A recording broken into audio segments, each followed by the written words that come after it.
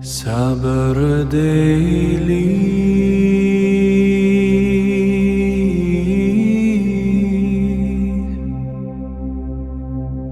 Assalamu alaykum wa rahmatullahi wa barakatuh, dear brothers and sisters, welcome to this channel. Before we begin, let us take a moment together to supplicate to the Lord. O Allah, guide our hearts to the truth, grant us intellectual honesty and sincerity in our thinking, and make this moment a useful reminder for each of us. Amen. Before we delve into today's topic, an important point: what you are about to hear reflects the majority position of Muslim scholars throughout history, based on the Quran and prophetic tradition. This subject is the subject of debate, even among Muslims themselves, and this video is not intended to judge anyone, neither women who wear the hijab nor those who do not. The goal is simply to understand, honestly and without controversy, what Islamic tradition says on this matter. There is a subject that many avoid today for fear of controversy, yet it is an essential subject for any sincere soul seeking to understand their religious practice in depth. Is the veil really an obligation in Islam? First and foremost, it is important to acknowledge a reality often observed among women of faith themselves. Some wear the veil out of deep conviction, having reflected upon and fully understood the meaning of this act before their Creator. Others wear it out of family custom, without always grasping its precise spiritual significance.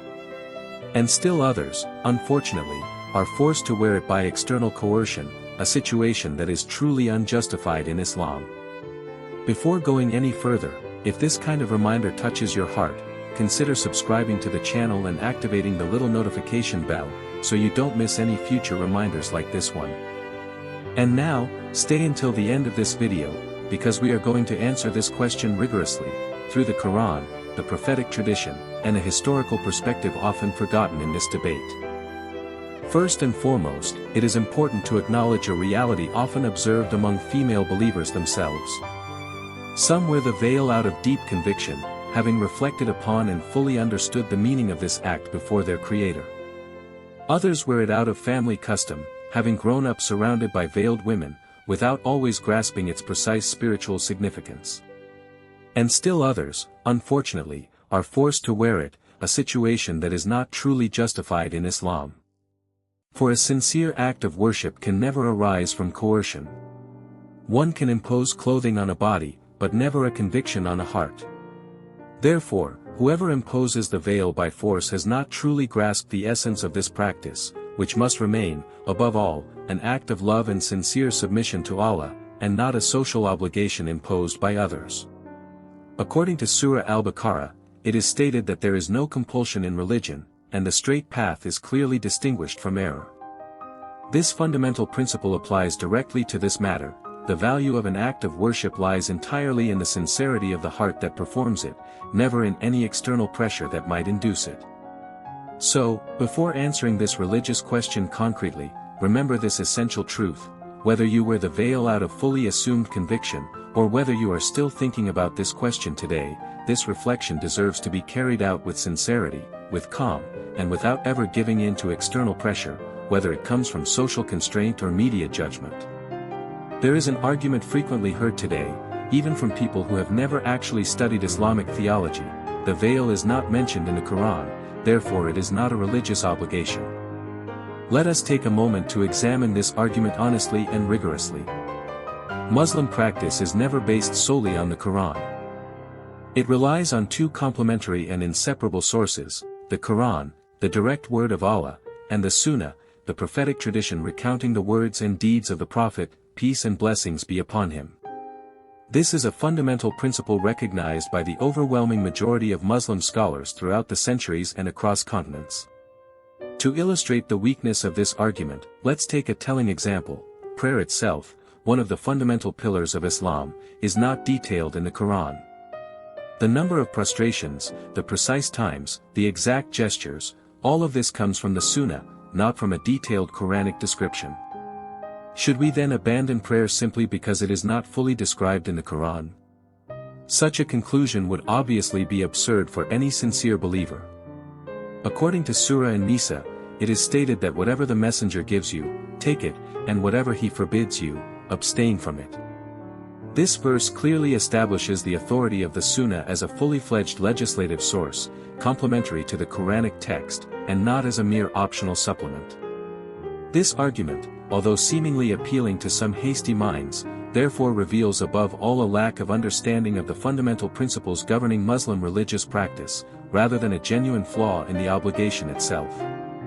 Let us now turn to the true heart of the scriptural argument concerning the veil. Contrary to what some claim, a specific verse in the Quran directly addresses this issue, asking women to draw their khimar over their chests. The word khimar, in classical Arabic, specifically refers to that which covers the head. Therefore, this is not an external or later interpretation, but the very meaning of the term as used in the original Quranic text. According to Surah An-Nur, believing women are instructed to draw their khimar over the opening of their garment at the chest, a teaching that many classical commentators have analyzed in depth throughout the centuries. The exegete Al-Fayyumi clarifies that the khimar is the garment a woman uses to cover her head, while the term hijab refers to the chest, explaining that this verse clearly implies covering the hair, neck, and upper chest. Imam Al-Qurtubi, one of the most respected Quranic commentators in the Sunni tradition, confirms this same understanding, explaining that this verse orders the veil to be drawn down over the chest precisely to cover the hair and neck. It is fair to state here that a minority of contemporary thinkers offer a different interpretation of this same verse, particularly regarding its precise contextual application. However, the majority interpretation, supported by all four major Sunni schools of law throughout history, remains the one presented here. This verse does indeed constitute a direct scriptural basis for wearing the veil.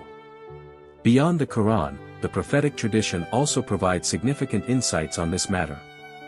A frequently cited hadith reports that the Prophet, peace and blessings be upon him, said to Asma, when a woman reaches puberty, it is not appropriate for anything to be seen of her except this and this, pointing to her face and hands. It is important to state honestly that the authenticity of this specific hadith is a subject of debate among hadith scholars, with some considering its chain of transmission weak. This point deserves to be made transparently, rather than ignored. However, beyond this particular hadith, a much larger set of prophetic traditions, the authenticity of which is now agreed upon by specialists, has allowed Muslim scholars, across generations and legal schools, to arrive at a widely shared position. The hijab constitutes a religious obligation for every woman who has reached puberty.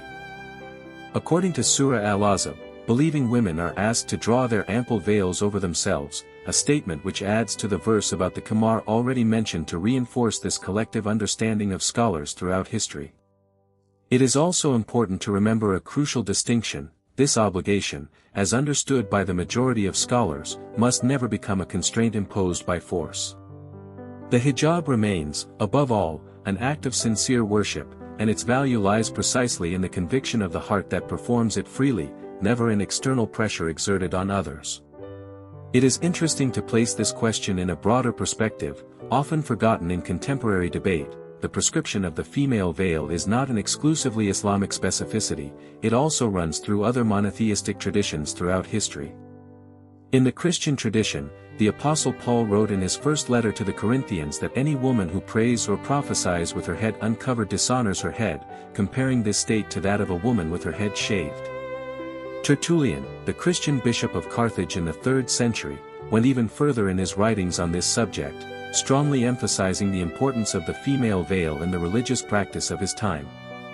Similar prescriptions also exist in some Orthodox Jewish traditions regarding the covering of married women's hair, a religious principle that still persists today in some communities. This historical observation is never intended to minimize or justify one practice by another, as each religious tradition has its own distinct theological foundations. Rather, it allows us to honestly place the Islamic prescription of the veil within a broader context, far removed from the image sometimes presented as a strictly Muslim peculiarity, when in reality this concern is shared by several monotheistic religious traditions throughout human history. Let us conclude this reflection with a point often misunderstood in public debate: secularism itself, far from being a tool directed against religious practice, actually constitutes a fundamental protection for the freedom of conscience of each individual. Secularism, according to officially recognized principles, rests on three essential pillars: freedom of conscience and the freedom to manifest one's beliefs while respecting public order, the separation of public institutions and religious organizations, and equality before the law for all, regardless of their personal beliefs. This framework therefore protects, in principle, every woman's right to wear a headscarf freely, just as it protects the right not to wear one. According to Surah Al-Kahfi, it is recalled that whoever wants to may believe, and whoever wants to may disbelieve, a Quranic principle clearly affirming the fundamental freedom of conscience in religious matters, far from any form of constraint imposed on others. It is also important to sincerely reiterate one essential point: wearing the veil alone never guarantees a woman's true piety, just as its absence never signifies a departure from faith. Only Allah truly knows the sincerity of hearts, far beyond outward appearances. So, to conclude this reflection, sincere tribute must be paid to all the women who, despite social controversies and external judgment, continue to wear the veil with pride and personal conviction. And equally sincere respect must be given to those who, for various personal reasons, do not yet wear it or no longer wear it, for the judgment of hearts ultimately belongs to Allah alone. If this video has helped you gain clarity, don't forget to subscribe to the channel and turn on notifications to stay connected for each new reminder. Also, please take a moment to like the video, it greatly helps this community grow. And if you'd like to share your feelings right now, comment, "God is great," so that others can see your testimony and be inspired in turn. Finally, if you wish to continue nourishing your soul, click now on the video that just appeared on the screen. May Allah keep you, protect you, and grant you peace of heart until our next meeting.